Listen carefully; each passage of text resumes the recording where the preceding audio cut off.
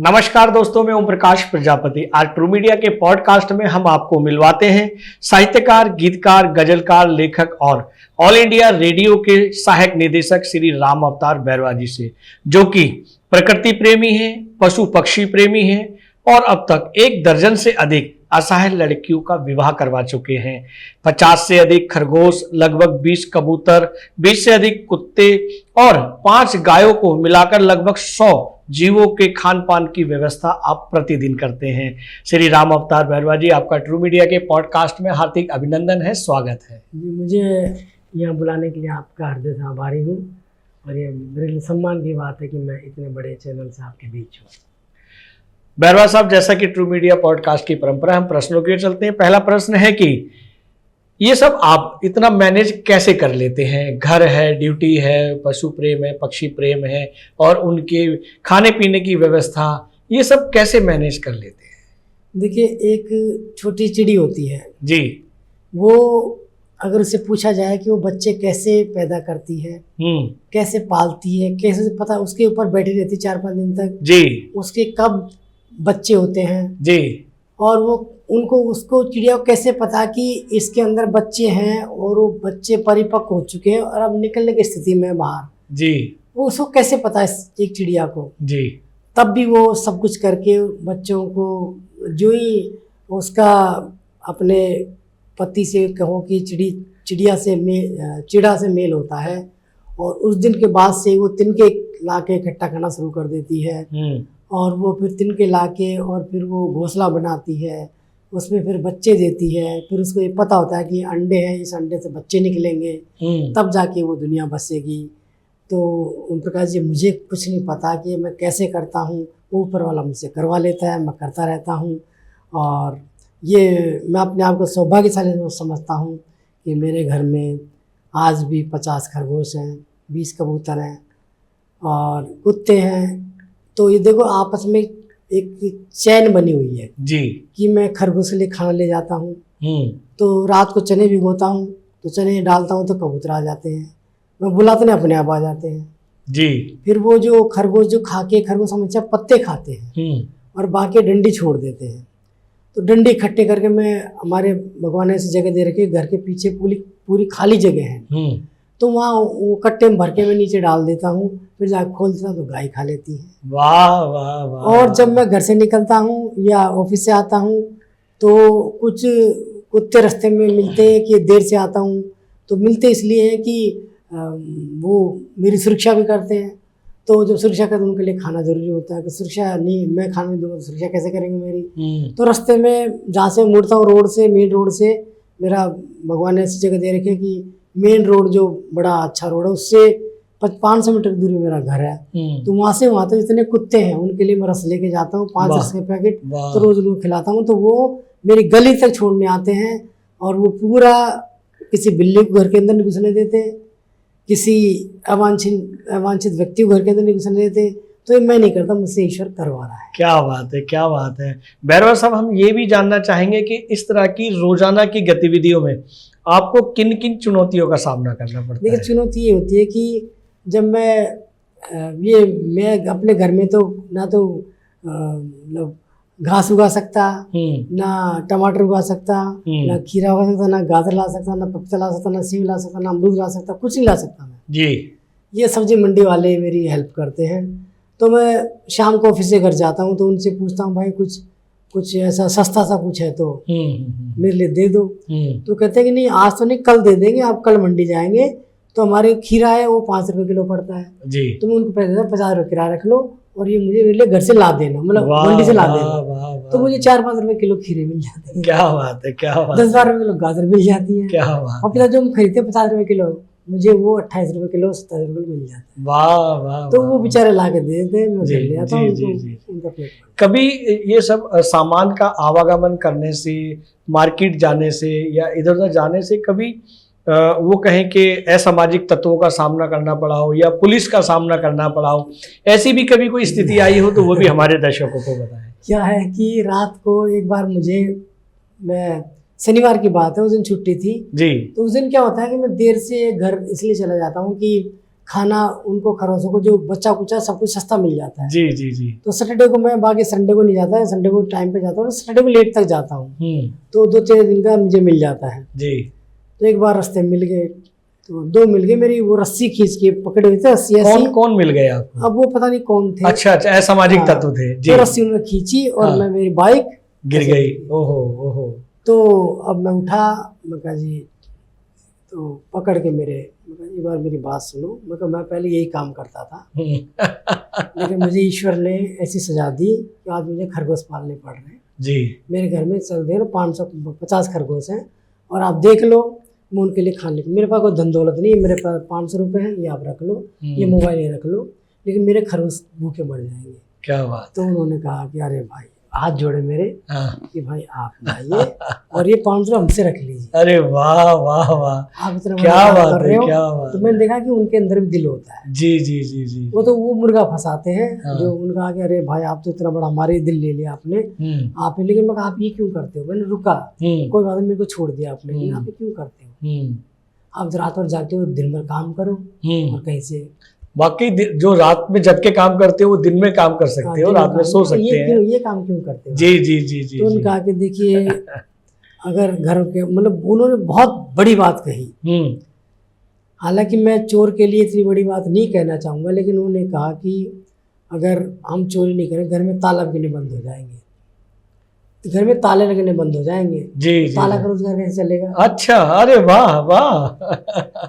Police का रोजगार कैसे चलेगा। क्या बात है, क्या मैंने कहा भाई मैं आगे आदेश मत दो, पर आइंदा मेरी हाथ जोड़ के ऐसा काम मत किया करो। जी जी जी जी, क्या बात है, क्या बात। तो बहुत अच्छी बात, बहुत अच्छी जानकारी दी आपने कि उन्हें भी वो एक प्रमुख कार्य दिया हुआ ईश्वर ने कि उससे रोजगार दुनिया में बढ़ेगा। क्या बात है, क्या बात। पता नहीं क्या है, लेकिन उनकी सोच है, हमारी अपनी सोच है उनकी। जी जी जी जी जी।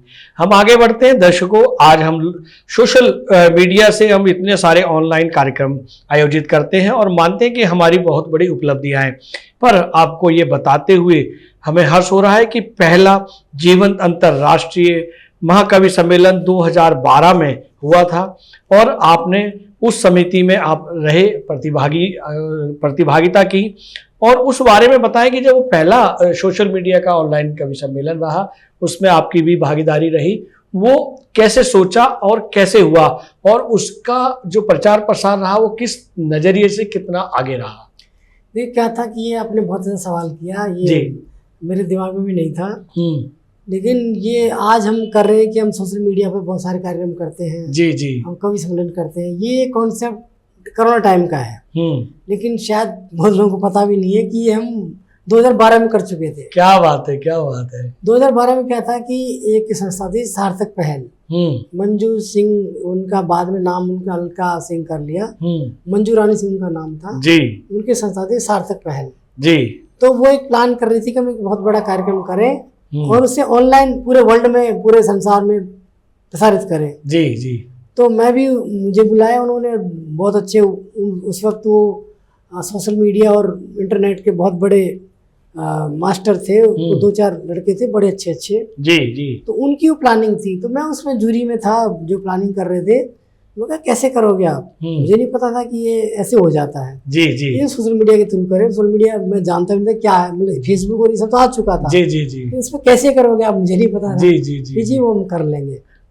तो उन्होंने पता नहीं क्या करके, और फिर वो हमने गए हरियाणा, तो उस दिन जिस दिन उन्होंने कार्यक्रम किया था, उस दिन वो सैफ अली खान और करीना कपूर की सगाई थी। अच्छा अच्छा, क्या बात है, क्या बात। उस दिन वो हम गए, तो उस दिन कार्यक्रम, तो पहले से ही उन्होंने पोस्टर छपा रखे थे, तो जगह जगह मैं देख रहा हूँ कि वो उसके अंदर जगह जगह बैनर लगे हुए हैं और उसमें मेरा शेर उसमें छपा हुआ था। अरे वाह, क्या बात है। विवाह समारोह में नहीं, वो जो सोशल मीडिया में जो चल रहा था, जो हमारा कार्यक्रम जो हो रहा था, जी जी जी जी जी जी जी, जगह बैनर लगे हुए थे, तो मेरा शेर था कि जाने कितनी परियों ने मिल अर्जियां दी थी, तब खुदा ने दुनिया को बेटियां दी थी। आहा आहा आहा।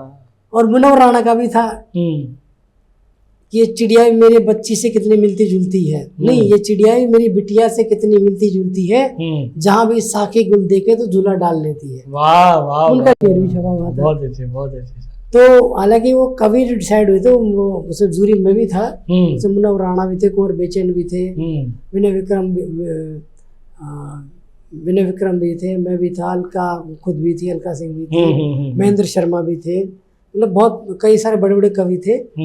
तो वो पहला कॉन्सेप्ट उन्होंने, जो हमारी टीम थी उन्होंने तैयार किया था, उस जूरी में भी था, और वो बहुत चर्चित हुआ था। मतलब पूरे, मतलब पहली बार अगर कोई यू देख रहा होगा सोशल मीडिया पर, तो कवि सम्मेलन पहला कवि सम्मेलन था, लाइव चला था 2012 में। क्या बात है, क्या आज हम देख रहे हैं कि हम काज कर रहे नहीं, 2012 में कर चुके थे। क्या बात है, क्या बात है। आज से 14 साल पहले, 13 साल पहले।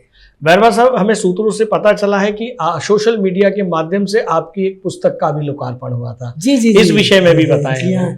ये भी 2012 की बात है जी। 2012 में मेरा गजल संग्रह आया था दोपहर जी। तो नवंबर 2011 में गया था, लेकिन हम ये कर रहे थे कि विमोचन इसका हो।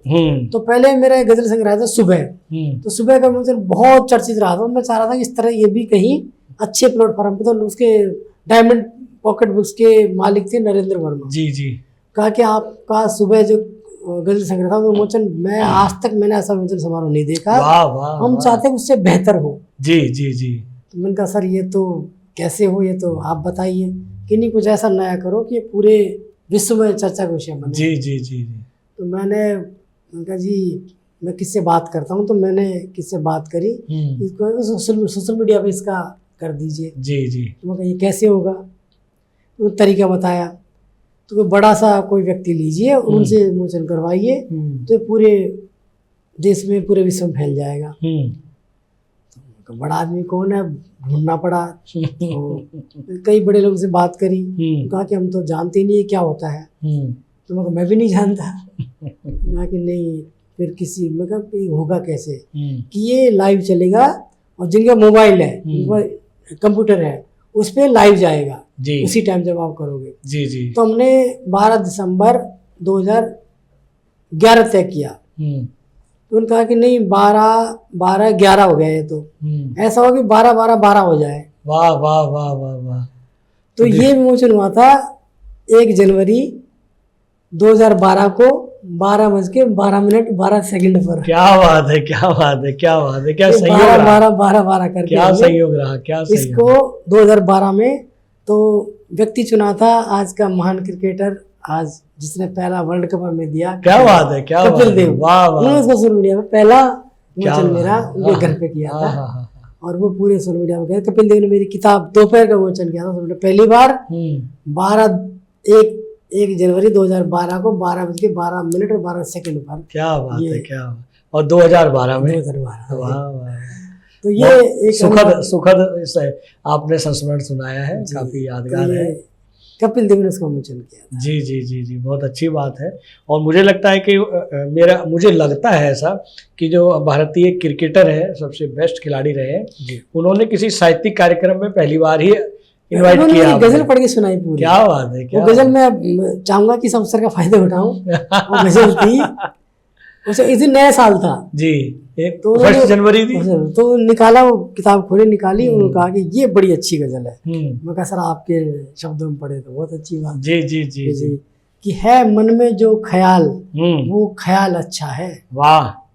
है मन में जो ख्याल वो ख्याल अच्छा है। हाँ। हर काम के लिए यही साल अच्छा है। क्या बात है, क्या बात है, क्या बात है। मन में जो ख्याल वो ख्याल अच्छा है। हाँ। हर काम के लिए यही साल अच्छा है। हाँ। और दुनिया है अपने अपनों की दुनिया से हमें क्या, कि दुनिया है अपने अपनों की दुनिया से हमें क्या, तुम हो यहाँ तो लगता है चौपाल अच्छा है। क्या पहली बार उस चौपाल का प्रयोग फेसबुक के लिए किया था। जी जी जी। उस मैंने शब्द दिया था उसके लिए कि फेसबुक का इंजन हुआ चौपाल होना चाहिए। जी जी। तो फेसबुक का जो साइन था वो एक, कई सारे लोग ऐसे बैठे थे टॉप ऐसे।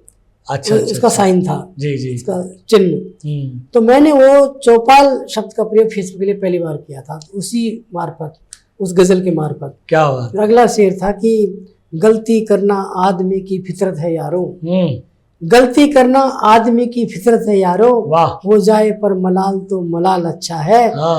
बैरवा साहब, हम आगे चलते हैं। हमारा प्रश्न है कि आपके जीवन की साहित्यिक यात्रा की शुरुआत कैसे हुई और कब हुई?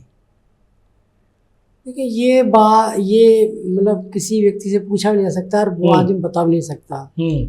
कि यात्रा तो बचपन से ही शुरू हो जाती है, लेकिन वो कलम किताब पर अपना विचार लेकर कब उतरती है जी। या कॉपी पर अपना विचार लेकर कब उतरती है, ये बड़ी बात है। तो शायद बचपन से ही रही थी, लेकिन बाद में जो कलम जब कॉपी पर उतरी तो ये शायद 1986-7 की बात है। उससे पहले तो वैसे तुकबंदी किया करते, लेकिन किताब उसको कॉपी में नहीं लिखा करते थे। क्या बात है। तो बाद में जब लिखा तो ये शायद 86-87 की बात है, पर 89 में मेरी पहली प्रकाशित कविता आ चुकी थी सामने, वो 89 की बात है। पर लिखना मैंने 85-86 से लिखना तो बचपन से शुरू कर, लेकिन किताब पे कॉपी पे लिखना 86-87 से। क्या बात है, क्या जब बात मैं है। मुश्किल से 12-13 साल का रहा हूँ अच्छा अच्छा, जब, और प्रकाशित मेरी 89 में हो चुकी थी। क्या बात है, क्या बात है। ये तब भी मैं 13-14 साल का, 14-15 साल का था। क्या बात है, अभी भी आप 13-14 साल के ही लगते हैं। मेहरबान साहब, हम आगे चलते हैं कि आप गीत और गजल के लेखन में आपको सबसे ज्यादा प्रेरणा कैसे मिलती है, किससे मिलती है? देखिए, यूँ तो हर व्यक्ति की पहली पसंद, हर लेखक की पहली पसंद, हर किसी विचार की पहली पसंद कवि होना होता है कि मैं जी जी जी जी कवि बनूं। और कवि बनना कोई ऐसा नहीं है कि आप किसी देवी कृपा से या किसी गुरु की कृपा से या किसी दोस्त की कृपा से या आप बन सकते हो। ये आपके अंदर एक जन्मजात गुण होता है जी। अब सचिन, उनके पिताजी राइटर थे, लेखक थे, जी तो सचिन क्यों नहीं राइटर बना, वो क्रिकेटर क्यों बन गया? जी जी जी। अमिताभ बच्चन के पिताजी बहुत बड़े कवि थे, वाकई वाकई। वो कवि क्यों नहीं बन पाए? हम्म। तो ये कोई जरूरी नहीं है कि आपके पूर्वज या आपके मतलब पिता ये परंपरा परिवार में चले ही, उससे कोई फर्क नहीं पड़ता। जी जी जी जी। ये तो आपको ईश्वर जन्मजात देता है कि आगे जाके आपको ये करना है। तो शायद मुझे जन्मजात गुण मिला कि मैंने गीत, कविता, गजल, कहानी, ये सब लिखना शुरू किया। और मुझे भी नहीं पता कि ये क्यों हो गया, लेकिन ऊपर वाले कृपा थी जी। यह ईश्वर बाद में काम आता है कि आपकी जो अंदर की चीज है वो करवा लेता है आपसे। आपको अब मुझे रेडियो में क्यों भेजा जी, और भी कई सारे, मेरे बचपन में सोचा ही नहीं था कि मैं रेडियो में हूँ। मुझे सोचा था कि मैं किसी ऐसे विभाग में जाऊँगा जहाँ मैं समाज की सेवा कर सकूँ। जी जी। मैं तो कृषि विभाग में आना चाहता था, मैं तो पशुपालन में आना चाहता था जी। तो ईश्वर को पता मुझे कहाँ ले जाना है। जी जी। तो लेके मुझे आकाशवाणी में आ गया। क्या बात। उसको पता था कि इसे क्या करवाना है। तो आज अगर आप जैसे को मैं और लोगों को अगर कहीं जोड़ पाता हूँ, तो आप जैसे विचारक हैं, आप जैसे कवि हैं, आप जैसे पत्रकार हैं, तो उनकी ज़रूरत होती है ऐसे मीडिया में, तो जुड़ जाता है। तो बड़ी बात है कि समाज को सब फायदा मिलता है। वाकई तो वाकई, शायद ईश्वर ने इसीलिए मुझे यहाँ भेजा। बहुत अच्छी बात, बहुत अच्छी बात कही है। एक मेहरबान साहब, एक आपके एक पेशे से और आपके उससे अलग एक आध्यात्मिक प्रश्न कह सकते हैं, सामाजिक प्रश्न कह सकते हैं कि लोग जो है हर तरह के व्यवहार करते हैं समाज में, सकारात्मक भी और नकारात्मक भी। लेकिन कुछ बुद्धिजीवी, कुछ पुस्तकें कहती हैं कि जो व्यक्ति इस समाज को देता है, इस प्रकृति को देता है, वो उसे इसी जीवन में वापस मिलता है। इस विषय में आप क्या कहना चाहेंगे? देखिए, ये बड़ा अच्छा सवाल है जो इस विषय से और मेरे विचार से हटके, क्योंकि मेरे विचार शायद आप लोगों को पसंद ना आए जो मैं बात करूं, क्योंकि इसकी कोई सीमा नहीं है कि आपने बात कही तो अकाटे पर, वो ईश्वर की लीला है, या फिर विचारकों की, या फिर जो आध्यात्मिक गुरु विचारक है वो इस बात में ज़्यादा स्पष्ट कर सकते हैं। लेकिन मेरा ये मानना है कि अगर आप मान लीजिए मैं आपके प्रति कोई अच्छा व्यवहार रखता हूँ, नेचुरल आप मेरे प्रति रखोगे जी। तो मैं अगर समाज के प्रति अच्छा विचार रखूंगा, समाज मेरे प्रति रखेगा जी जी। इसमें तो कोई शक ही नहीं है हमको। तो वो इस जमाने में, इस जीवन में इसलिए चुका देता है जो आप अच्छा कर्म करते हो, कि वो व्यक्ति विशेष उसको याद रखता है। क्या बात है।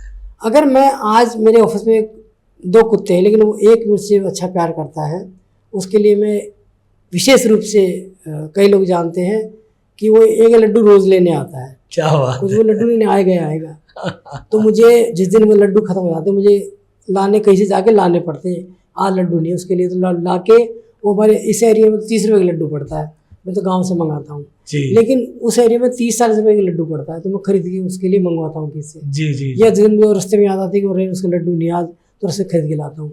तो वो कभी, लेकिन वो क्या है, रात को जब मैं कभी लेट होता हूँ तो वो ऊपर जाता है मेरे पास कि वो बैठा होगा और वो बंदर अकेले? ना काट रहे हैं उसको, अच्छा, अकेले तो होंगे? आके और फिर ऊपर कमरे में आता है, देखता है बंदर तो नहीं आसपास, अच्छा, वो तो उसको भगा देता है। तो भगवान तो नहीं चुका, लेकिन वो कुत्ता जानता है उस बात को। जी जी तो जी। जो मैं उसको एक लड्डू देता हूँ मात्र, लेकिन वो मेरा जब तक मैं ऑफिस से नहीं जाता तो ख्याल रखता है कि उसको बंदर ना काट खाया। क्या बात है, क्या बात है, क्या तो बात कैसे उसने दे दिया मुझे, है। वाह मैं ईश्वर वाह, थोड़ी मांग रहा हूँ, वही दे रहा है, वही क्यों। वाकई तो वाह, जो देते वो मिलता है, वो वाह चुकाता है, वाह उसका ऋण वाह होता है। वाह वाह, बहुत अच्छे बहुत अच्छे। बैरवा साहब, हम पुनः साहित्य की ओर आते हैं, साहित्यिक चर्चा करते हैं। हिंदी गजल अनेक तरह से दुष्यंत कुमार के बाद से ही विवादों में रही है, उस विवादों में घिरी भी रही है। कुछ आप बताएं, इसका मूल विवाद क्या है और इसका निपटान कैसे हो सकता है, इसके तरीके क्या है? देखिए, ये सवाल बड़ा एक तो मुश्किल है, और दूसरा मेरे जैसे व्यक्ति के लिए कहना बताना शायद बहुतों को ठीक भी ना लगे, लेकिन मैं बताऊंगा, अपनी विचार रखूंगा। जी। जब दुष्यंत आते हैं अपनी गज़ल लेके 1974 में, 75 में उनका एक गज़ल संग्रह आता है साए में धूप। उनसे पहले जितने हिंदी के गज़लकारों ने गज़ल लिखी, चाहे निराला रहे हों, चाहे कबीर रहे हों, चाहे निराला, कबीर और भारतेंदु मिश्र उन्होंने गज़ल कही, चाहे और बाद के बड़े बड़े, लेकिन उन सब ने गज़ल उर्दू में कही। दुष्यंत एकमात्र गज़लकार थे जो शब्द तो उर्दू के लिए, लेकिन ज़मीन हिंदी की रखी। अब ज़मीन में लोग ये कहेंगे ज़मीन क्या, ज़मीन ये थी उनकी जी कि जो उर्दू की रवायत थी, जो लोग उर्दू में लिख रहे थे तो वो उर्दू शब्दों का इस्तेमाल करते, उर्दू शब्दों का इस्तेमाल दुष्यंत ने भी किया, लेकिन उन्होंने उस परंपरा को उस रूप में तोड़ा कि पहले गज़ल कही जाती थी, उन्होंने गज़ल को लिखी। जी। अब लिखने में कहने में बड़ा अंतर है। एक तो लिखने में क्या है कि भाषा बिल्कुल एक साहित्यिक होती है, कहने में बिल्कुल आम बोलचाल की भाषा होती है। दुष्यंत जो गज़ल लेके आए वो गज़ल थी, वो मतलब विचारपूर्ण गज़ल थी। तो जब वो गज़ल लेके और उर्दू वाले के पास जाते हैं तो उर्दू वाले कहते हैं तो गज़ल ही नहीं है, ना तो इसमें बहर है, ना इसमें जो परंपरा है उर्दू की गज़ल की वो है, ना आपने शेर रखने की जो स्टेज है उसका पालन किया। एक शेर आप क्या कह रहे हो, एक शेर आप क्या कह रहे हो, एक शेर आप क्या कह रहे हो। मतलब जैसे पहले ये थी रवायत थी कि जैसे गज़ल है, वो बड़ी फेमस गज़ल है उनकी अहमद फराज की, कि रंजी सी सही दिली दुखाने के लिए आ फिर से मुझे छोड़ के जाने के लिए। वाह। रंजी सी सही दिली दुखाने के लिए आ फिर से मुझे छोड़ के जाने के लिए, और किस किस को बताएंगे जुदाई का सबब हम, किस किस को बताएंगे जुदाई का सबब हम, तो मुझसे खफा है तो जमाने के लिए। आहा आहा आहा। और कुछ तो पिंदारे मोहब्बत का भरम रख, कुछ तो पिंदारे मोहब्बत का भरम रख, कभी तू भी तो मुझे मनाने के लिए। तो एंड वो अंत में ये कहते हैं कि तू आ। ये रवायत है हिंदी उर्दू गज़ल की, जी जी, कि आपको उसी धारा में बहना है।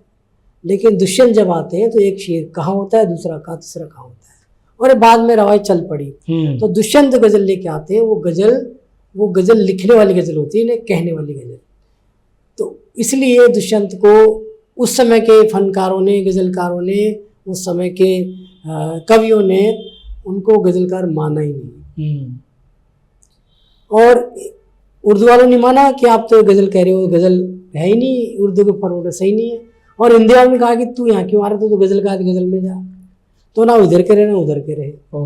लेकिन जब उनके शेर सामने आए, उनकी गज़लें सामने आई, तो भले ही परंपरा से हटके थी, लेकिन उनकी गज़लें पूरे विश्व में छा गई। एक एक शेर उनका, एक एक शेर आज भी संसद और सड़क तक एक मात्र रचनाकार है जिनकी गज़लें वाह क्रांति लाती है, उनकी गज़लें शांति लाती है, उनकी गज़लें हैं जो आम आदमी के दिल तक जाती है और दिल में छेद नहीं करती, दिल के अंदर आके बैठ जाती है। वाह वाह वाह वाह वाह, बहुत अच्छे, बहुत अच्छा। आपने हमारे प्रश्न का बहुत ही बेहतरीन तरीके से प्रत्युत्तर दिया और हमारे दर्शक अवश्य इसको समझ रहे होंगे और पसंद भी कर रहे हैं। आपको बहुत बहुत साधुवाद। हम आगे बढ़ते हैं कि बैरवा साहब, आपके भीतर जो प्रकृति प्रेम है, उस प्रकृति प्रेम की प्रेरणा आपको कैसे जगी? क्या था कि बचपन में ना लोग सुनेंगे तो करेंगे अच्छा ये इनकी बचपन की प्रवृत्ति है क्या। क्या था बचपन तो बचपन होता नहीं है नहीं मेरे कोई पास। बात नहीं, बचपन वो कहने में कोई संकोच नहीं है, क्योंकि बचपन में हर आदमी ऐसा होता है। जब हम जाते थे ऐसे गर्मियों के दिनों में, तो कहीं से आम की खोज में, जामुन की खोज में कहीं गया खेतों तो, में जाते थे, बागों हाँ, में जाते थे। तो क्या था कि एक वो बगीचा था, तो उसमें एक तोते हमेशा बच्चे अपने रखते थे घोंसले में। घोंसला अपना नहीं बनाते थे वो, अच्छा। एक कठफोड़ो होता है, उसे हाँ जी, खाती हाँ जी, चढ़ा बोलते हैं, हाँ जी, ऐसे हाँ वो जी, जी, उसे जी, छेद कर, लंबी तो चौड़ी वो वाला। बनाता है। जी जी जी। वो पेड़ के अंदर, बड़े पेड़ के अंदर वो घोंसला बना के रखते हैं, उसके अंदर तोता, मतलब तोते जो वो उसके अंदर बच्चे अपने तोते की प्रवृत्ति है कि वो उस घोंसले में अपना घर बनाता है। जी जी जी जी। तो हमें पता रहता है कि इसमें तोता निकल रहा है, इसमें बच्चा अपना उसे रखा छोड़ा होगा, तो वो जाते थे, हम निकाल लाते थे। जी जी जी जी। कई बार तो हमें हाथ भी काटना पड़ता था, चोंच मार देते थे। मम्मी है तो उसकी चोट मारेगी। जी जी जी। लेकिन देखते थे कोई निकला क्या, तो मैं ठक ठक बजाते थे, हाँ। तो ठक ठक बजाने के बाद वो तोता निकल के भाग जाता था। अच्छा तो अच्छा। बच्चा निकाल लेते थे। जी जी। तो बच्चा हम तो बच, लेकिन वो कई बार छोटा, तो मम्मी कहती थी ये कहाँ से लाया, छोड़ो वहीं रख के आ। लेकिन बड़े के लिए मना नहीं हुआ, बड़ा है कोई बात नहीं, लिया है तो खेल लेगा। खेल लेगा, सही बात। तो बड़ा तो दाल खा लेता था, वो टमाटर खा लेता था, वो आम खा लेता था, तो वो हम उसको खिलाते, तो हमारे घर के अंदर ही बड़ा वही रहने लगता था। तो बड़ा खूब, तो अच्छा। मुझे बड़ा तोते से बड़ा प्यार, बड़ा सुंदर जीव होता था। जी जी। तो खिला के माँ बेचारी उसकी, आज मैं मतलब सरेआम में स्वीकार करता हूँ कि मैंने माँ का बच्चा छीना, लेकिन मुझे प्यारा लगता, मैंने उसे कभी ऐसा नहीं उसको दुख नहीं दिया। दुख नहीं दिया। हाँ। तो मम्मी को दुख हुआ होगा, लेकिन मैंने दुख नहीं दिया। तो वहाँ हम खूब उसको खिलाते थे, तो वो प्यार बचपन से, और कुत्ते मैंने पाले, तो वो प्यार शायद कहीं बचपन से रहा होगा। लेकिन ये प्यार जाके आगे जब कोरोना काल आता है, तब वो प्यार दूसरे उससे रूप बदलता है। हालांकि वो तो बीच में भी, हालांकि प्यार तो हमेशा रहा, लेकिन वो जब मैं ऑफिस से जाता था, तो एक बुढ़िया थी, वो अपना वो सब्जी लेके बैठी रहती थी, और वो सब्जी भी अच्छी नहीं होती थी, इसलिए कोई खरीदता नहीं था, पुरानी हो जाती थी, सूख जाती थी। क्योंकि उन दिनों कोरोना के डर से लोग सब्जी लाते भी थे तो वो गर्म करके ऐसे धो के तब खाते थे। जी जी जी। इधर डर रहता था, तो सड़ी गली कौन लेगा, ताजा कोई लेने को तैयार नहीं है। जी जी। तो मैं जाता हूँ, अम्मा कैसी सब्जी दी, टमाटर 10 रुपये पाव, पालक 20 रुपये गड्डी। तो मैं कहा ये सड़ी गली, इसको कौन खरीदे। मैं कहा सारी कितने की दी, तो 4-5 पालक गड्डी होती थी, तो उठा ले आता था मैं। 2-3 किलो टमाटर होते वो ले आता, सारे एक कट्टे बांध के रास्ते में गायों को, उन दिनों गाय बड़ी भूखी रहती थी। जी जी जी। तो गायों को क्या था, कोई खाने को नहीं था लोगों के पास, गाय को कौन देगा। सही बात है, सही। तो मैं वो गायों के लिए ले, तो गाय भी कई बार क्या वो खाती थी और छोड़ देती थी। तो मैं क्या करूँ, तो अगली बार एक अगली बुढ़िया मिली, तो वो खरगोश के बच्चे लेके बैठी, 2 और रोज़ मिलती तो खरगोश के बच्चे लेके बैठी रहती। तो मैं कहा अम्मा ये आप क्या बिकते नहीं है क्या, ये एक ही जोड़ा आप लेके बैठी, अब कौन लेता है खाने को, लोगों के पास खरगोश कौन लेगा। मैं कितने की देगी ये, तो कहा कि 500 रुपये का जोड़ा खरगोश का, और 250 रुपये का ये पिंजरा। अच्छा, 750 रुपये। मैं कहा चल दे दे। अब मुझे नहीं पता था कि ये बच्चे, मतलब जोड़ा था वो, दोनों नर मादा है। जी जी जी जी। अब तब मुझे ये भी नहीं पता था कि हर महीने बच्चे देते हैं खरगोश। अच्छा जी। मैं ले गया, अब 15 दिन के बाद वो खरगोश ने बच्चे दे दिए। मैं खुश हुआ, 5 बच्चे, इसमें 2 हाथ के हाथी, पता नहीं या तो वो खा गई या आधे कट्टे मिले मेरे को, तो 3 बचे। मैंने 3 को, मैं कोई बात नहीं, 3 और 2 5 पाल लेंगे जी। अब 1 महीना होते ही और वो फिर बच्चे दे दिए। क्या बात है। मैंने कहा अभी तो बच्चे दिए इसने, तो वो फिर 7 बच्चे दे देती है। फिर फटाफट नेट देखता हूँ, तो देखता है खरगोश हर महीने बच्चे देती है। अब मैं बड़ा परेशान, में कहा ये तो, और बच्चे देते ही आधे घंटे के अंदर फिर से बच्चे देने लायक हो जाती है। ओहो, ये प्रजनन, हाँ, ये इस प्राकृतिक है प्रजनन की। तो मैं कहा ये फिर से बच्चे देने लायक हो गई है, तो मैं कहा फिर बच्चे होंगे इसके। और पहले 3-4 देते, फिर 5 फिर बढ़ती जाती है। अच्छा, बच्चों की संख्या बढ़ती जाती है।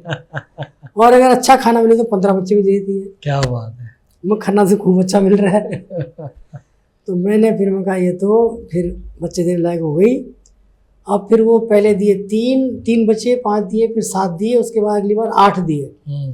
तो 3 महीने का, वो 1 महीने के अंदर, 2-3 महीने के अंदर बच्चे की संख्या 20 पार कर गई। क्या बात है, परिवार बढ़ता फिर गया आपका। मैंने ऊपर अलग से उनके लिए मकान व्यवस्था कर दी। कमरा बनाया आपने। हाँ, वहाँ फिर वो मंदिर बना हुआ था तो वहाँ उसके अंदर खरगोश छोड़ दिए और फिर उनको अलग अलग कर दिए मैंने। लेकिन बच्चे एक साथ ही रहे।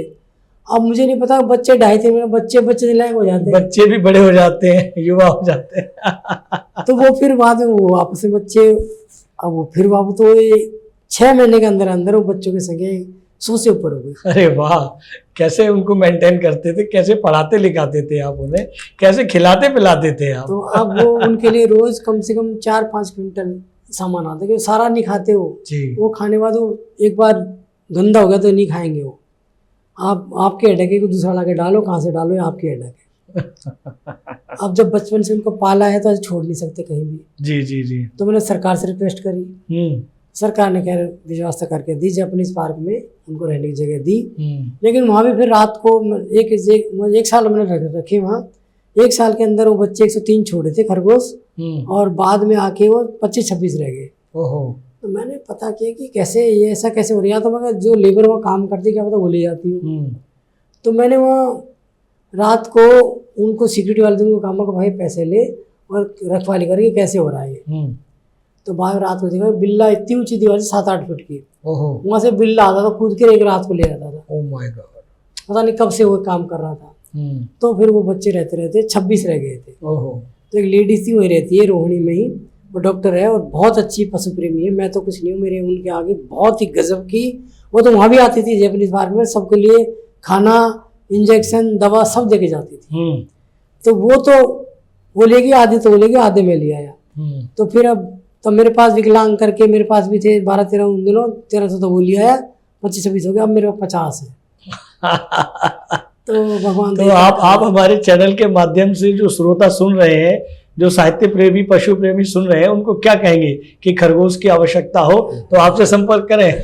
मैं तो कहता हूँ कोई ना ले जी, क्योंकि जो कष्ट मैं कष्ट नहीं कहूँगा, मैं कष्ट इसलिए नहीं कहूँगा कि मेरी रुचि कष्ट होता तो मैं छोड़ा था, लेकिन वो इतने प्यारे होते हैं। लेकिन पर ये है कि मैं तो मेरा प्रेम है इसलिए पाल रहा हूँ, लेकिन प्लीज ना पालें क्योंकि वो प्यार इतने प्यारे होते हैं, इतने कोमल होते हैं, छोड़ भी नहीं पाओगे, रख भी नहीं पाओगे जी, अंदर अंदर घुटते रहोगे। मैं तो खैर मेरे पास गिनीज बुक वाले आ गए थे कि जी आप इतने छोटे मकान में कैसे रख लेते हो, और आज तक किसी का रिकॉर्ड नहीं बना। आप तो मैंने उनका हाथ जोड़े, मैं कहा जी मैं तो अपनी खुशी के लिए पाल रहा हूँ, आप कोई रिकॉर्ड तोड़ने के लिए पालेगा। बिल्कुल तब तो 43 थे तब आए थे। इतने से मकानों कैसे मैनेज कर लेते हो? सबको सीढ़ियाँ बना रखे, भागने वाली ऐसे ऐसे, सबको मस्त रहते हैं, सब पेड़ लगा रखे, सब फूल पत्ती सब खाते, एक तरह से एकदम से प्राकृतिक माहौल बना रखा है, बना रखा है घर के अंदर। वाह वाह। तो मैं तो प्राकृतिक माहौल बना पाया, लेकिन कोई नहीं बना पाएगा, इसलिए प्लीज वाह वाह वाह मेरा नाम मत रखो इसमें, मुझे यही छोड़ दो। बैरवा साहब, खरगोशों को पालते समय कोई ऐसी चुनौती, कोई ऐसी घटना रही हो जिसे आप हमारे दर्शकों से साझा करना चाहें? ये एक दोनों हाथ है मेरे, जो एक हाथ है जी, ये पूरा उनके मम्मी ने खा रखा है, खरगोश की मम्मियों ने खा रखा है, इसलिए कि वो बच्चे देती है तो उसके ऊपर बैठ जाती है, दूध पिलाने के बाद उसके ऊपर बैठ जाती है जी। तो बच्चे चाचा करते रहते हैं, तो उनको उठाना पड़ता है मम्मी को। अच्छा, ताकि और बच्चे निकालने पड़ते हैं, मम्मी चिपक जाती है। अच्छा, बिल में घुस जाती है, घर के अंदर छोटी जगह बना रखी है उनके लिए बिल, तो वहाँ घुस जाती है, उसके अंदर निकलती नहीं है, तो बच्चे निकालने पड़ते हैं। जब आप बच्चे निकालते तो हैं वो काट खाती है, तो वो खरगोश की बच्चों की माँ वो काट लेती है। तो ये मैंने कई बार प्रयोग किया कि ग्लव्स पहन लूं जी, इन ग्लव्स में बच्चा पता नहीं था कि ये बच्चा है कि कोई रुई का फुआ है, क्या आता है, वो हाथ से करते तभी पकड़ में आता है। तो कोई बात नहीं, मैं इंजेक्शन लगवा लेता हूँ। अच्छा, ये हाथ मेरा सेफ है, इसमें जगह खा रखा है। जी जी जी।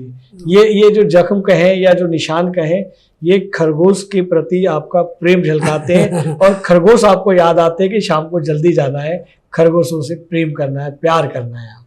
क्या बात है, क्या बात है बैरवा साहब। हम आगे चलते हैं। आप असहाय लड़कियों की मदद करने का विचार भी आपके जहन में कैसे आया? क्योंकि आप पिछले कई दशक से असहाय लड़कियों का विवाह कराते हैं, उनकी मदद करते हैं, और ये कैसे आपके जिज्ञासा पैदा हुई? देखिए क्या होता था कि अब मैं आज तो खैर मेरी उम्र आपको लग रही होगी कि कह सकते हो 50 का हो गया, 45 का हो गया, लेकिन मेरी जीवन की कहानी बहुत लोगों को पता, किसी को नहीं है। हम्म। तो मेरे पास क्या है कि आज से 10 साल पहले का आप मेरी फ़ोटो देखोगे तो बिल्कुल ये कहोगे कि ये तो कॉलेज का। जी जी जी। तो मेरा रिश्ता लेके आते थे लोग। अच्छा अच्छा। शादी होने के बाद भी रिश्ते लेके आते थे आपके तो पास? बाद में वो कहानी, दूसरी कहानी सबको पता है। तो मैं कि नहीं, वो उसका कोई नहीं आगे पीछे, और आप, तो मैं कहा जी कोई बात नहीं, मैं अच्छा लड़का देखे शादी करा देता हूँ। प्लीज़ वो मेरी उम्र देखो, इनकी उम्र देखो। मैं तो ऐसे करके तो रिश्ते मेरे लिए बता देते थे। मैं मैं कहा नहीं है तो मैं इसकी शादी मैं कर देता, दूसरे लड़के के साथ करा देंगे। तो बाकी कई 2-3 ऐसे भी थे कि जिनके, एक तो अनाथ लड़की थी बिल्कुल ही, दो उनका कोई नहीं था। फिर एक था शादी नहीं कर पा रहा था अपने बच्चों की, तो वो भी फिर मैंने वो शादी भी कराई जी। तो ऐसे करते करते अब वो फिर कई फ़ोन कर देते थे कि आप बड़ा ऐसा काम करते हो तो हमारी बच्ची भी है। तो कई तो ऐसे फ़ोन करते हैं, कई जेन्युइन होता है जी केस। जी जी। तो मैंने ऐसे करते करते 13 बच्ची मेरे हाथ से। तो बाकी क्या बात। मैं एक यही कात्यायनी बालिका आश्रम है झंडे वाला दिल्ली में, जी जी। वहाँ एक बार हम गए थे 2001 में। एक मैगजीन, एक पत्रिका, समाचार पत्र था बाल स्वप्न, उसके लिए हम इंटरव्यू करने के लिए संडे के दिन गए थे। तो वहाँ हमने देखा जाके कि वहाँ छोटी छोटी बच्चियाँ थी, वो अनाथ थी। तो वहाँ वो 4 बजे हम आसपास पहुँचे थे, तो वहाँ लड़कियाँ मटर छील रही थी शाम को 4 शाम को, और आलू। तो भाई सारी क्या कोई काम करने वाला नहीं आता कि सरकारी ऐड मिलती है, तो कि नहीं इन बच्चियों को भूख लग रही है तो जल्दी से खाना बनाने के लिए। तो वो खाना नहीं मिलता इनको, भी सुबह मिलता है सिर्फ, और फिर सुबह 10 बजे ये इनको खाना मिलता है, फिर इनको भूख लगाती है। अब छोटे बच्चों को तो भूख लगती है। बिल्कुल बिल्कुल। तो मैं बड़ा ये मतलब, ये तो फिर मैंने उन दिनों सत्यनारायण जटिया जी मंत्री थे, तो जनमंच कार्यक्रम हमारे यहाँ होता था, मैंने उनके मार्फत वहाँ बात पहुँचाई जी। मैंने कहा जी ऐसे ऐसे आपके दिल्ली में कात्यायनी बालिका आश्रम है, और वहाँ मतलब बच्चों को इस तरह से, तो उन्होंने सरकार ने सहायता दी, बढ़ा दी सहायता। तो वो पता नहीं बाद में कितने महीने लगे, लेकिन वो बात वहाँ तक पहुँच गई थी। जी जी जी। तो वहाँ मेरे दिमाग में थोड़ा रहा कि पता नहीं इनकी शादी कौन करता होगा, जी जी जी जी, या कहीं ऐसा ना हो कोई। तो वहाँ भी मैंने उनके वार्डन से बात करी, लेकिन उन्होंने कहा कि नहीं ये सारी व्यवस्था हो जाती है, सरकार पूरी व्यवस्था करती है। तो मन में कहीं वो भी एक मन में रहती कि देखो ऐसे भी लोग समाज में रहते हैं। जी जी। तो मैंने पूरा हर कमरे में रेडियो लगवा दिया था उनको, फिर कईयों को बताया, तो कपड़े जाके देता था वहाँ, जिसके मान लो कपड़े खराब हो जाते हैं, जरूरत की चीजें, हाँ, तो उनको जाके, और नवरात्र के अंदर जो कितना खाना बचता है, जो कंचक जिमाते हैं तो लोग फेंक देते हैं। तो मैंने फिर वहाँ कह के नहीं आप वहाँ दिया हो। अब तो खैर उनकी बहुत ही गजब चले व्यवस्था हो गई है, बहुत अच्छी व्यवस्था है। वाह वाह वाह वाह। तो ये बस हो गया। क्या बात है, क्या बात है, क्या बात है। ये कह सकते हैं कि इन नेक कार्यों के लिए ऊपर वाले ने आपको चुना है, जगह बताते हैं कहाँ क्या करना। क्या बात है, क्या बात है। बहरहाल साहब हम आगे बढ़ते हैं। जैसा कि हमारे श्रोता भी जानते हैं और तमाम लोग जानते हैं कि आप रेडियो में काम करते हैं, ऑल इंडिया रेडियो दिल्ली में कार्यरत है, सहायक निदेशक पद पर आप कार्यरत है। रेडियो प्रसारण में काम करते हुए ऐसा कोई अनुभव हमें साझा करें जिसने आपकी सोच को बदल दिया या सोचने पर मजबूर कर दिया। ये तो बहुत ऐसी घटनाएं हुई हैं जहाँ एक बार, मैं तो खैर हमेशा साहित्य से जुड़ा रहा उसमें भी, तो एक राधेश्याम घनघोर करके हैं जो अभी भी केशवपुरम के पास रहते हैं, केशवपुरम दिल्ली में, झुग्गियों में। जी जी। तो वो एक बार आए, ये 2003-04 की बात है, वो आए कि मेरी झुग्गी में मैं रहता हूँ, मेरी झुग्गी में आग लग गई, तो मैंने बहुत सारे दोहे लिखे और ये दोहे मैं रेडियो पे सुनाना चाहता हूँ। तो मैं कहा देखो हमारे यहाँ तो 10 मिनट में सुनाओगे तो कितने दोहे सुना दोगे, 50 दोहे, मैक्सिमम 50 दोहे, लेकिन आपके पास तो बहुत ही पोथी है, पूरी पूरी आधी जली है पूरी।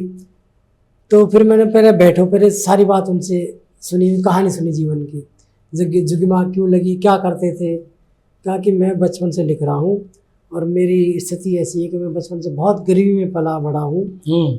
तो मैंने कई बार दोहे ऐसे लिखे हैं कि पत्तों की पत्ती तोड़ के उसकी छाल से और मैं दीवार पे लिख दी, सफ़ेद दीवार पे, और फिर बाद में कॉपी पेन जब मिला तो मैंने उसको कॉपी किया फिर। अच्छा।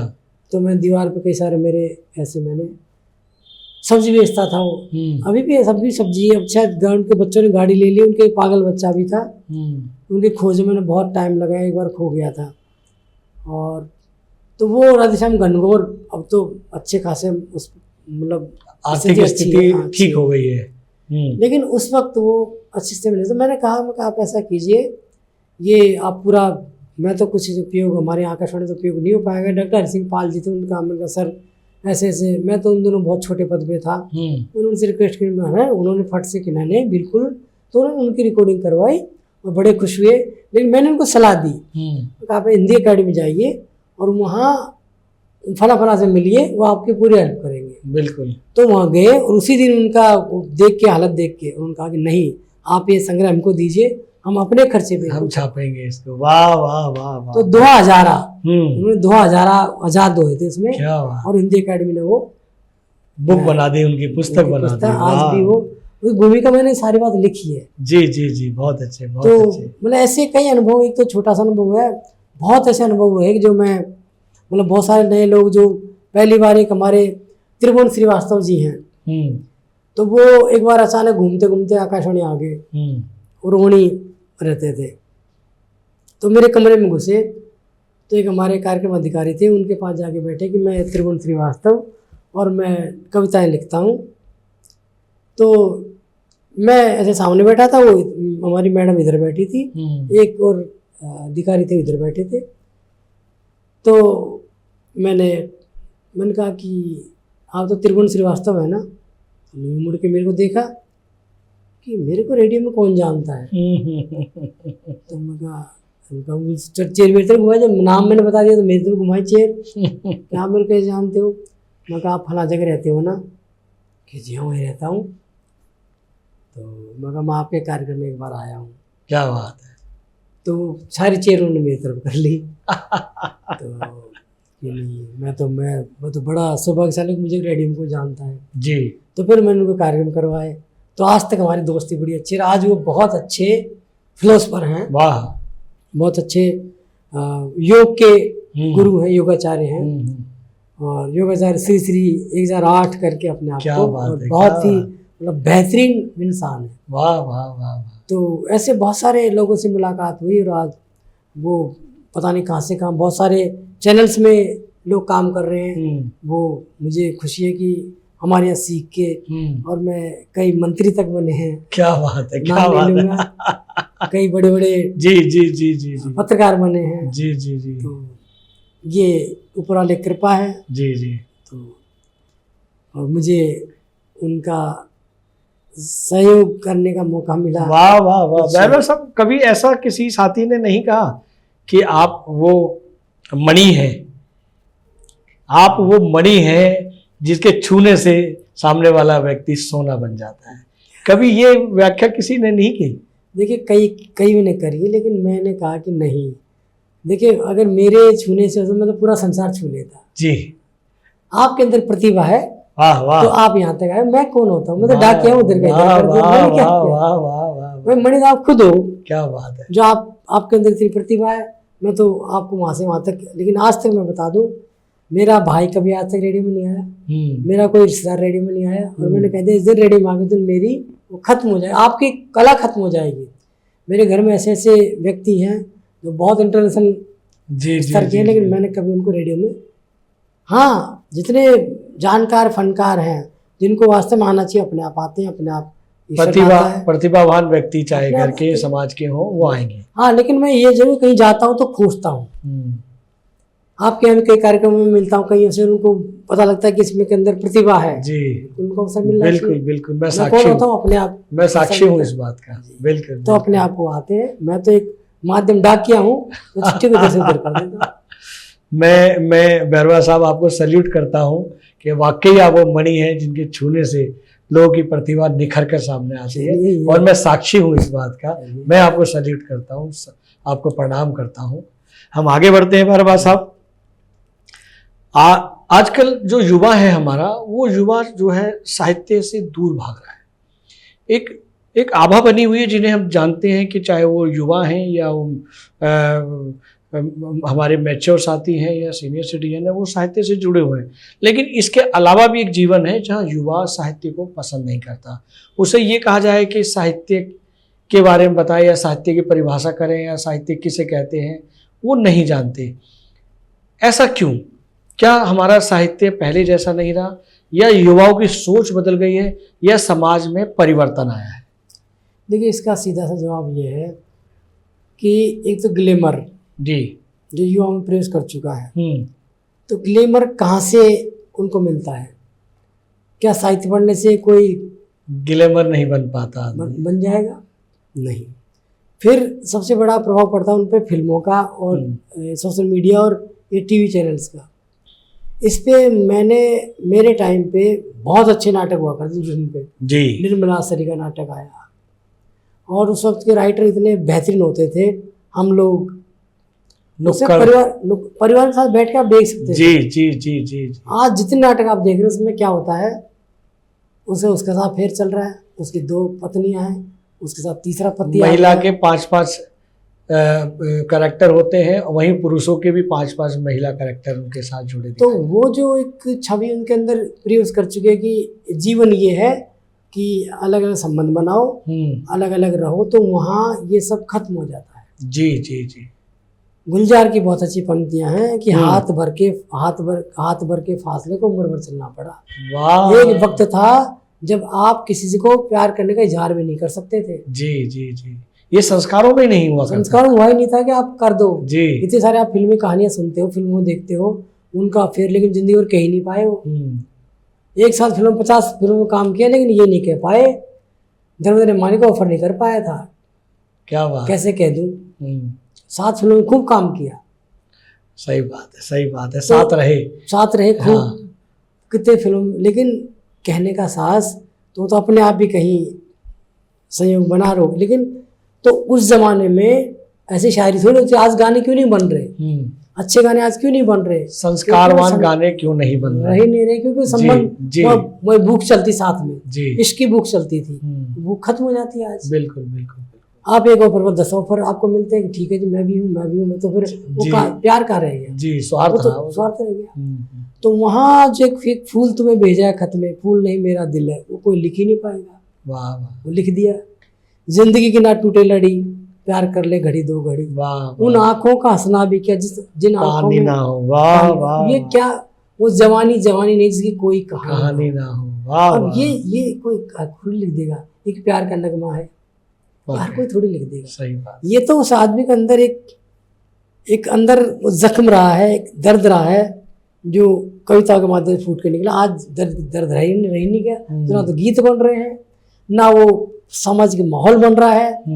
तो आज का युवा उस माहौल के अंदर जा ही नहीं रहा, साहित्यिक माहौल के अंदर। और पूरा निराला। मैं तो कई कॉलेज में पढ़ाने जाता हूँ, स्कूल में पढ़ाने जाता हूँ, बुलाते हैं कि इनको बताओ कैसे अंक जुटाएं, तो मैं पत्रकारिता कैसे करें, तो मैं बिना पैसे के पढ़ा के आ जाता हूँ। जी जी।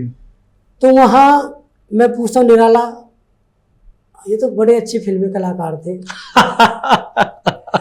प्रेमचंद, ये युवाओं की स्थिति है। हाँ, प्रेमचंद तो बड़े अच्छे है, वो तो कई फिल्मों में काम किया उन्होंने। जी जी। हालांकि प्रेम ने काम किया है जी, अच्छा। लेकिन वो उस छवि तो एक लेखक के रूप में, कहानीकार के रूप में लेखक में जानते ही नहीं। जी जी जी। तो आज का युवा जो है वो साहित्य से इसलिए दूर हो रहा है कि तो ग्लैमर नहीं उसमें, दूसरा उससे मनोरंजन नहीं मिलता उनको जी, और तीसरा सबसे बड़ा रीजन ये है कि वो जो एक, जैसे हमारे घर पे एक टीवी चल रहा था एक बार, तो भतीजा छोटा सा, वो अमर कपूर एंथनी फिल्म चल रही थी। अमर कपूर एंथनी फिल्म आपको भी देखना, उसमें 10 मिनट के अंदर तो बच्चे, अमिताभ, शत्रुघ्न सिन्हा, नहीं अमिताभ था, शशि कपूर, ऋषि कपूर, अमर कपूर एंथनी में विनोद खन्ना, अमिताभ और ऋषि कपूर जी थे। वो 10 मिनट के अंदर तो बिछड़ जाते हैं, 10 मिनट के अंदर ही वो मिल जाते हैं, नहीं मिलते नहीं, बड़े हो जाते हैं। जी जी, भागते भागते बड़े हो जाते हैं। और 10 मिनट के अंदर ही वो, तो जब भतीजा हम एक साथ देख रहे थे, फिर उन्होंने कहा कि चाचा ये कैसे पिछड़ गए, व्हाट्सएप करते रहे, मिल जाते। तो आज के बच्चों को तो व्हाट्सएप फेसबुक सब बड़ा सब मालूम है, छोटे बच्चों को मालूम है। बिल्कुल बिल्कुल। लेकिन वो जमाना जो था वो सोशल मीडिया का जमाना नहीं था। वहाँ एक चिट्ठी भी पहुँचाने के 3-4 दिन 3 दिन कम से कम, वरना 4 दिन लगते किसी की डेथ होती तो डेथ के दिन कोई नहीं आ पाता था, 3-4 दिन बाद ही जाते आ थे। पाता था। बिल्कुल बिल्कुल। तो वो जमाना जो था वो कुछ और जमाना था। तो युवा जो है उस दौर को आज का युवा नहीं देख पाता है और तुरंत तो सब कुछ चाहता है। अगर आज आपको कोई लड़की को ऑफर कर रहा है तो हाथ का जवाब दे दो, नहीं तो भाग जाओ, दूसरी देख लूंगा। तो वो माहौल रहा नहीं। वो माहौल वो इसका माहौल था कि जिंदगी भर चलता था। तब भी उनके रिश्ते संबंध कभी बिखरते नहीं थे। नहीं, बन ही नहीं पाते थे। जी जी। बिखरते नहीं, बन ही नहीं पाते थे। जी तो जी। वहाँ जो गीत निकलता था, वहाँ जो कविता निकलती थी, वो कविता सच में कविता होती थी। कहते ना कि औरत को, एक आदमी कवि को बनाने के पीछे किसी का हाथ है, तो हाथ ऐसे थोड़ी होता था। वो था कि वो ऑफर ही नहीं कर पाता था, वो गीत ही लिखता टूटता रहता था, वो दिल टूटा रहता था, ख्यालों में रहता था, तो वो गीत लिख जाते थे। वाह वाह वाह वाह। वैभव साहब, जैसा कि अभी आपने बताया कि पहले की फिल्मों में ज्ञान होता था और संस्कार होते थे, आज की फिल्मों में वो सब नहीं है, चाहे वो नाटक हो या सोशल मीडिया हो। तो इसका जिम्मेदार हम किसे माने? हम स्वयं को माने, लेखक को माने, या उस फिल्म में को जो पास करने की जो एजेंसी है उसको माने, या सरकार को? नहीं, देखिए ऐसा नहीं है। अगर फिल्में समाज के अनुसार नहीं लिखी होती चल नहीं पाती। बहुत सारी फिल्में जो रिकॉर्ड तोड़ा आपको। आज भी कई फिल्में आ रही हैं जो बहुत मतलब आज की आवश्यकता के अनुसार बन रही हैं और उसके अंदर सब कुछ होता है जो, लेकिन बात यह कि उसका टेस्ट खत्म हो गया। वो ये बच्चा या युवा जो भी है वो फिल्म देखते देखते जान लेता है कि इसके अंदर ये सीन बहुत बेहतरीन सीन है। वो कल्पना लोक में नहीं जीना चाहता, हकीकत में ऐसा हो रहा है। कभी खुशी कभी गम आज से 20 साल पहले आई थी फिल्म, 20-22 साल हो गए, लेकिन उसमें कभी खुशी कभी गम था। एक पल में हंसी, एक पल में रोना। और तो चली खूब फिल्म। अब उसके बाद की बहुत सारी जो सुपर फिल्में रही, उनमें बहुत सारी फिल्म देख लो। बागबान जी, जीवन की कहानी थी उसके अंदर। जी, संस्कारों की और जीवन की कहानी थी। पिंक आई फिल्म, उसमें अमिताभ पूरी फिल्म में कुछ बोलता ही नहीं है। पूरी फिल्म में बोलता नहीं है, जरा सी बात कहता है, वो जो वकील बनता है, और पूरी कितनी जबरदस्त फिल्म है वो। बिल्कुल। तो अमिताभ की नहीं, और भी कई सारी फिल्में ऐसी आई जिसमें उन्होंने रिकॉर्ड तोड़ा और वो फिल्म वास्तव में समाज पर बहुत, अब भले आप पीके फिल्म है या 3 इडियट फिल्म है, 3 इडियट फिल्म ऐसी फिल्म हिट नहीं हुई, उसमें संदेश था। जी, हर स्टेज पे संदेश था। बिल्कुल। उसमें आमिर खान है, वो पढ़ रहा है, लेकिन वो पढ़ने किसी के लिए पढ़ रहा है, वो किसी को डिग्री देने के लिए पढ़ रहा है, वो अपनी पढ़ाई उसकी कर चुका था पहले वो। जी जी जी। तो कितना बड़ा मैसेज आता है एंड में कि भाई उसके पीछे मत भागो, रटन तो मत मारिए, प्रैक्टिकल करके दिखाइए। प्रैक्टिकल जी है। तो फिल्म स्टूडेंट के ऊपर बहुत बड़ा प्रभाव डाल के गई थी। बिल्कुल बिल्कुल। उन्होंने उसके अकॉर्डिंग अपने आप को ढाला, अपने आप को देखा कि नहीं, रटन तो नहीं, कुछ ऐसा करो जियो उसमें, तो आपको कुछ उससे मिले। बिल्कुल। आप विषय क्या है, माँ बाप क्या पढ़ा रहे हैं।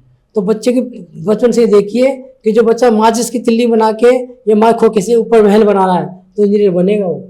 बिल्कुल बिल्कुल।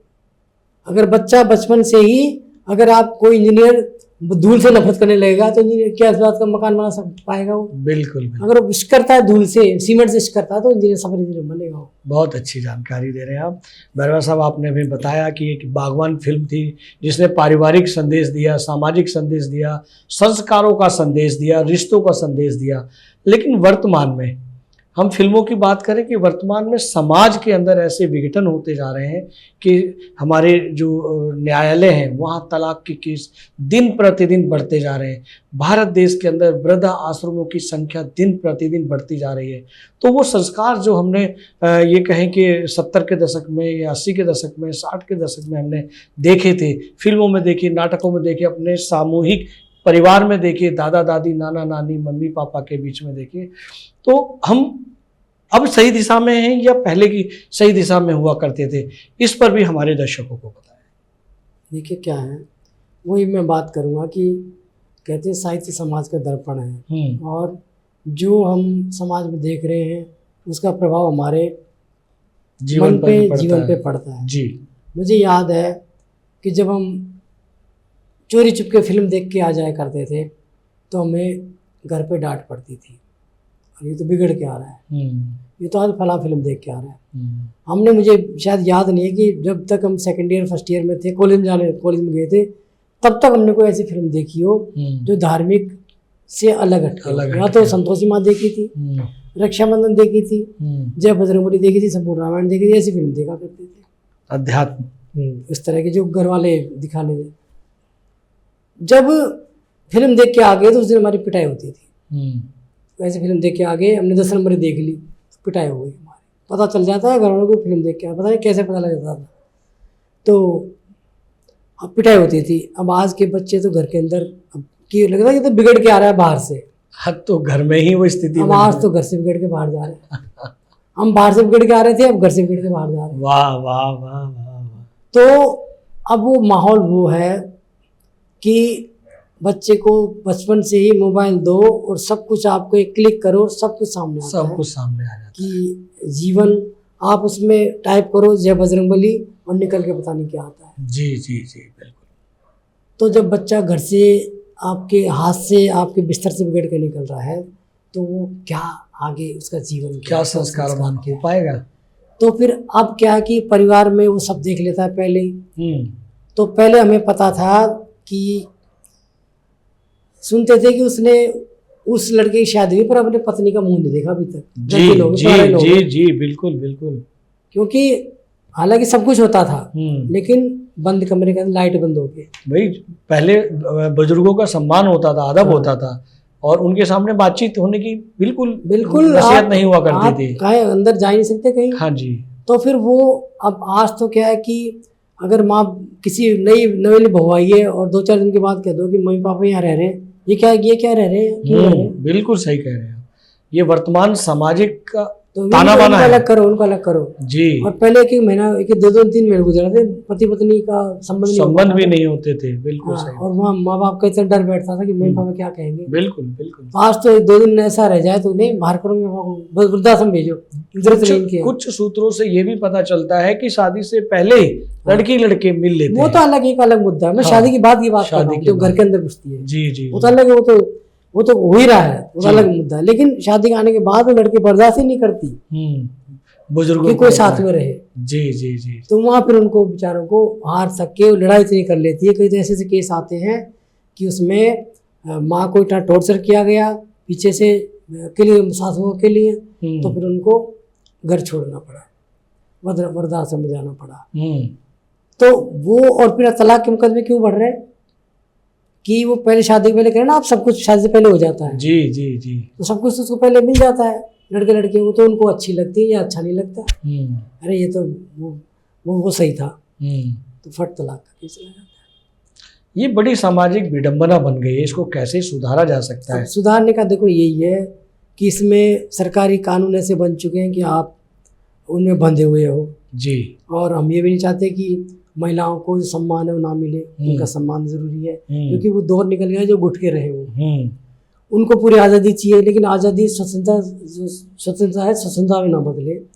लेकिन बहुत सारी ऐसी औरतें हैं जो आज भी पूरा परिवार का, पूरा समाज का, पूरा सबका सम्मान रखती हैं, सासुर को उन्हें माता पिता मानती हैं, और वो परिवार आज भी सफल है। जी जी। लेकिन घटना वहाँ बढ़ती है जहाँ लड़की पहले से कहीं संबंध में रहती है और दूसरे घर में आती है, तो उनको बर्दाश्त नहीं होती वो चीज़ें सारी, और फिर वो या तो कोर्ट में जाती है या फिर वो लड़ाइयाँ होती हैं, जो हार के लड़का कोर्ट में जाता है और वो संबंध विच्छेद हो जाते हैं। जी जी जी। तो अब इसका समाधान भी हाथ के हाथ आप कुछ कोई इतने बड़े आदमी उसका समाधान बता सके, लेकिन यही है कि अच्छा साहित्य पढ़े, अच्छे रचनाओं को कोट करें, अच्छी रचनाओं को अपने बच्चों को पढ़ने की छूट दें।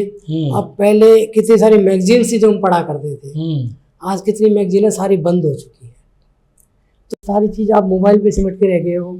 आप कोई चीज़ मोबाइल में देखते, मोबाइल पे पहले तब दिखाएगा, अगर कोई आपको फ्री में कोई किताब दे रहा है तो 10 ऐड अपने देगा, ये पहले ये देखो तब वहाँ पे जाओगे। बिल्कुल बिल्कुल। तो बच्चा जा तो ऐड के थ्रू पता नहीं कहाँ पहुँच जाता है, ऐड के साथ साथ में और दूषित जगह पहुँच जाता है।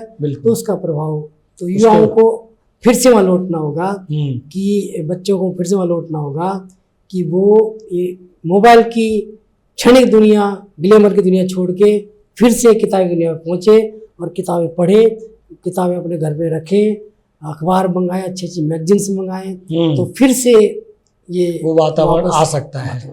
वाह वाह, बहुत अच्छी जानकारी भैरवा साहब। भैरवा साहब, हम आगे बढ़ते हैं प्रश्नों की ओर। जैसा कि सूत्रों से पता चला है कि आपने अनेक विषयों पर एमए की है और आपके व्यक्तित्व कृतित्व पर अनेक साथी पीएचडी कर रहे हैं। इस विषय में भी हमारे दर्शकों को बताएं। ये मेरा सौभाग्य रहा कि बचपन से पढ़ाई का मेरे अंदर रहा कि दुनिया को जानूं, और दुनिया को जानने का माध्यम एकमात्र किताबें हुआ करती थी जी। आज तो कई सारे माध्यम आ चुके हैं हमारे टाइम पे, और जो एक किताब के नई किताब खरीद के लाते हो, उसका पन्ना पलटते हो, जो खुशबू आती है जी, वो खुशबू आपको किसी मोबाइल में, किसी इंटरनेट पर या डिजिटल इंस्ट्रूमेंट पर नहीं, किसी भी सोशल मीडिया में दिखाई नहीं पड़ेगी। उसका सुख, उसका जो खुशबू, उसकी महक, उसका अपना तो वाह वाह वाह वाह वाह। तो जब हम मम्मी पापा नई किताब ला के देते तो पहले खोलते जो उसकी खुशबू मिलती थी जी जी जी। तो हालांकि बचपन में पढ़ाई का अच्छा रहा, लेकिन बाद में कुछ ऐसा घर का माहौल, कुछ समाज की परिस्थिति ऐसी रही कि मैंने आज 9 विषयों में एमए कर रखी है, बीएड बीजीएमसी कर 14-15 डिग्री मेरे पास है। वाह वाह। भी मुझे 10वीं में 3 बार फेल भी होना पड़ा था। क्या बात है, क्या बात है। तो आप इसे क्या मानते हैं, इसे भी जीवन अगर वो में फेल नहीं होता तो आज फिर 15 डिग्री नहीं होती। वही क्या बात है, क्या फेल होना भी पास होना होता है, ये तो मान के चले। अगली सीढ़ी हुई तो हार के बाद जीत होती है। जी जी जी जी। तो हार ऐसी मिली कि उन दिनों या तो मैं कहूँ कि घर के अंदर था, पैसा बहुत आ चुका था, तो पढ़ाई मेरा ध्यान नहीं था। पर ये बात भी कि मेरे भाई पर क्यों नहीं होती, वो तो पढ़ गए थे जी। तो यही था कि पता नहीं कुछ ऐसे संस्कार थे कि मैं कुछ ऐसे भटकन में चला गया था, फिल्में देखना और कहीं भी चले जाना, यानी अपने घर नहीं, अपने घर से 50-50 किलोमीटर दूर जाके सिनेमा देखना। क्या बात है, क्या तो बात वो कुछ संगत ऐसी हो गई थी कि मैं पढ़ाई के प्रति मेरा ध्यान नहीं रहा। तो मैं 10वीं में 1 बार फैला, 2 बार फैला, तीसरा सप्लीमेंट्री आया तो तीसरा सप्लीमेंट पास करी। तो जो मेरे साथी थे जी बहुत आगे निकल गए, 3 साल आगे निकल गए। अब मैं तो वो सेकेंड ईयर में, मैं अभी 10वीं में पढ़ा हुआ हूँ। तो फिर बाद में वो मेरे को अच्छे कपड़े पहन के चिढ़ाते, अच्छे कॉलेज में ले जाते, डायरी ले जाके चिढ़ाते जी।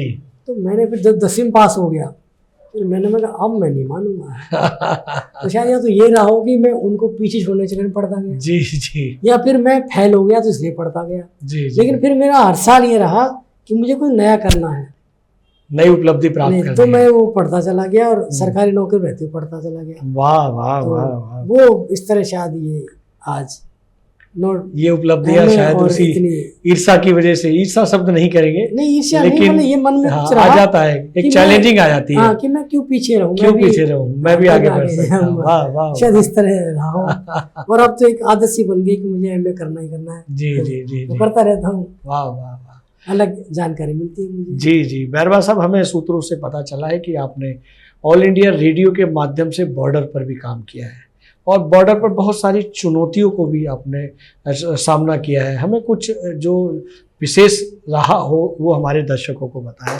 देखिए, मैं जब 1999 में भारत पाकिस्तान के बीच कारगिल में युद्ध चल रहा था जी, तो उस वक्त ये था कि वहाँ कोई जाने को तैयार नहीं है।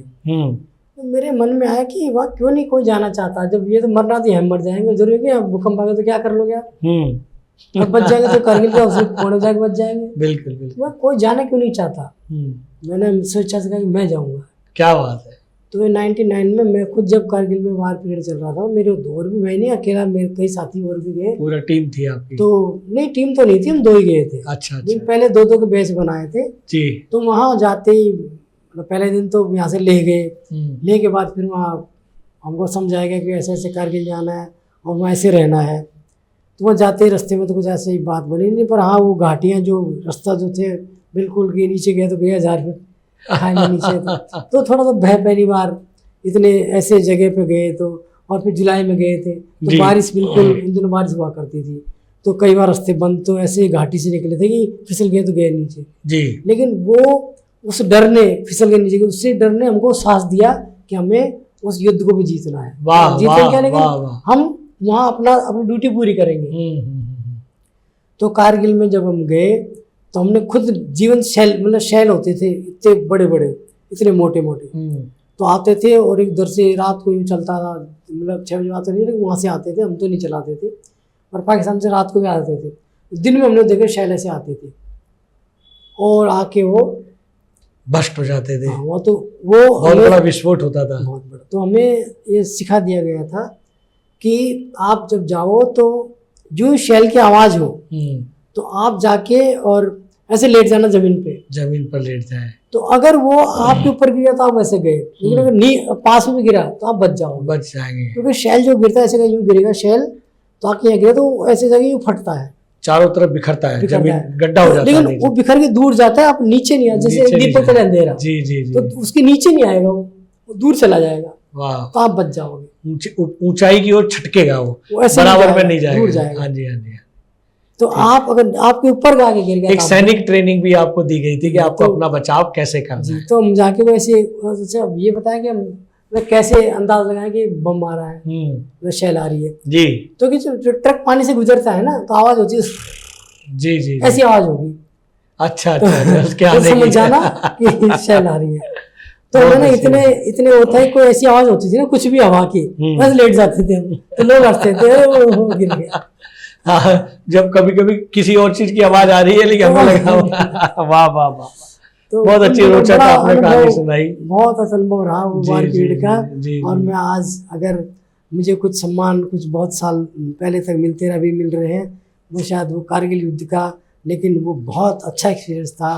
उन्हीं दिनों मैंने गजल भी लिखी थी, वो गजल एक आध शेर में पढ़ देता हूँ। जी जी, स्वागत स्वागत। बादल जितनी साजिश कर ले 7 समंदर पार से, कि बादल जितनी साजिश कर ले 7 समंदर पार से, ये रंग बासंती नहीं मिटेगा धरती के। वाह वाह वाह वाह वाह वाह। और चाहे आ घाटी के रास्ते या सहरा हो सागर से, कि चाहे आ घाटी के रास्ते या सहरा हो सागर से, सरहद पर मुस्तैद खड़े हैं भूखे शेर कतार से। वाह वाह वाह। कि चाहे आ घाटी के रास्ते या सहरा हो सागर से, क्या बात, सरहद पर मुस्तैद खड़े हैं भूखे शेर कतार से। और ये गजल अनेक साल तक राजपथ पे जो परेड होती थी गणतंत्र, वो वहाँ पढ़ी गई है। क्या बात है। तो वो उसका आखिरी शेर ऐसे है कि राजपथ की माटी से वो हवा में उड़ते गुब्बारों, वाह, कि राजपथ की माटी से वो हवा में उड़ते गुब्बारों, पैगाम हमारा मोहब्बत है ये कह देना संसार से। क्या कहने, क्या बात है। तो वो जो तिरंगे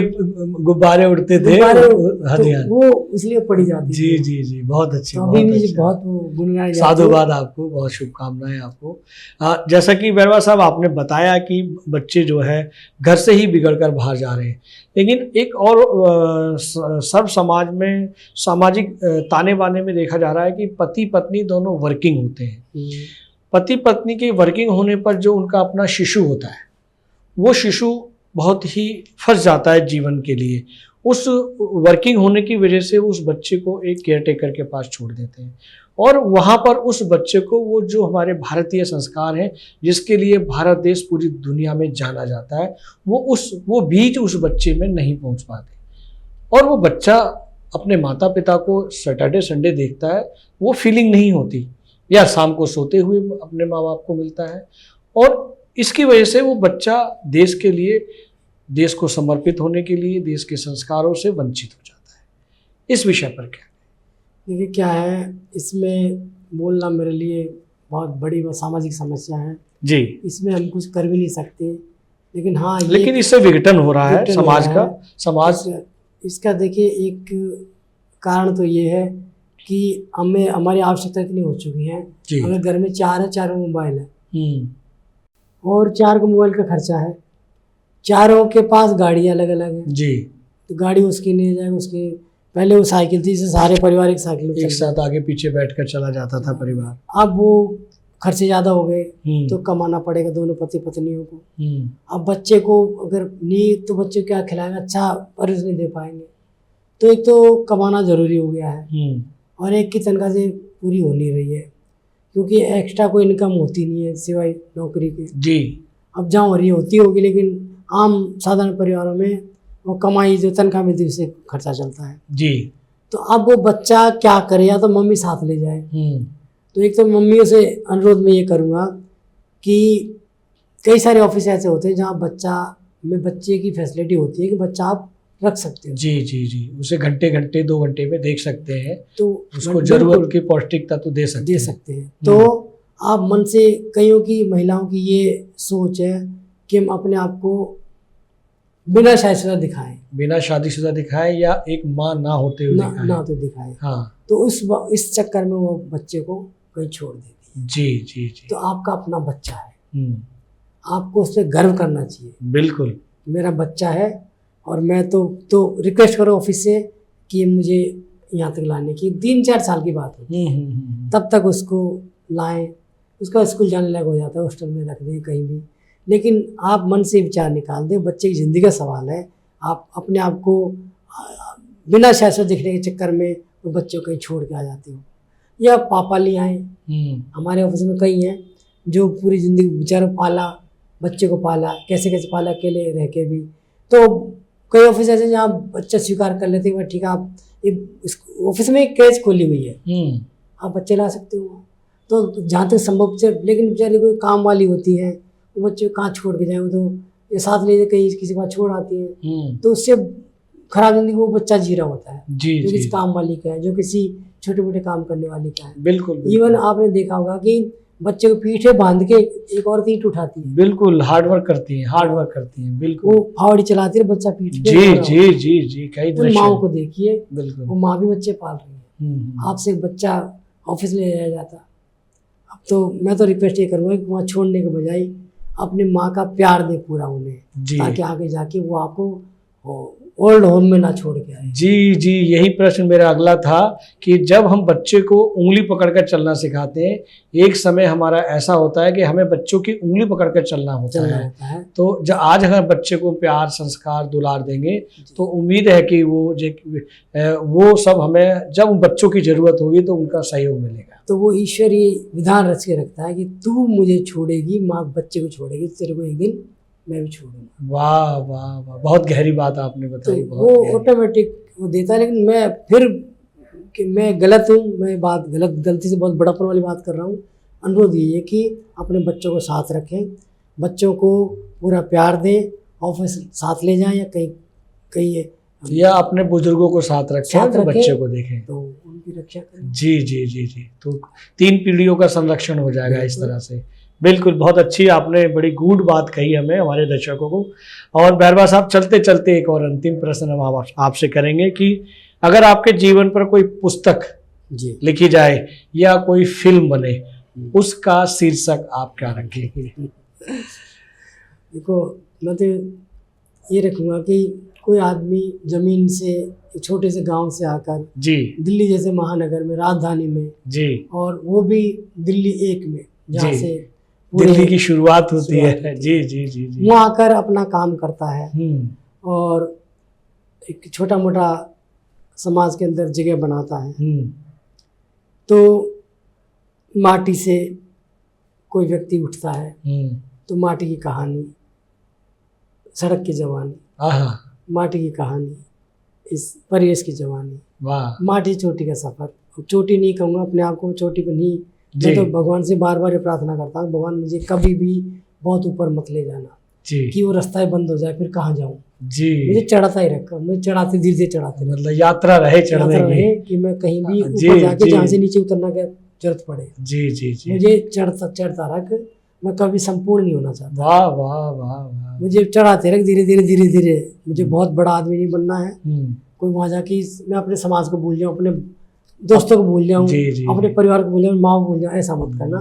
मुझे इतना ही रख कि जहाँ से मुझे सब दिखाई देता रहे। क्या बात है, क्या बात। ऊपर ले जाओ कि देखना भूल जाऊँ कि यहाँ कौन है। जी जी जी जी, वहीं रख जहाँ तक मैं आप अपने समाज को, अपने परिवार को, अपने सबको देख सकूँ। बहुत अच्छी जानकारी, बहुत अच्छी आपने जमीन से जुड़ी हुई बात कही है बैरबा साहब, आपको बहुत बहुत साधुवाद है। और आपने ट्रू मीडिया के पॉडकास्ट के लिए अपना बेशकीमती समय दिया, उसके लिए भी बहुत बहुत धन्यवाद। आपने मुझे अवसर दिया, आपका बहुत बहुत धन्यवाद। अगर आप ये वीडियो YouTube पर देख रहे हैं तो हमारे चैनल को सब्सक्राइब करें और बेल आइकन को दबाना ना भूलें। अगर आप Facebook पर ये वीडियो देख रहे हैं तो हमारे पेज को लाइक करें।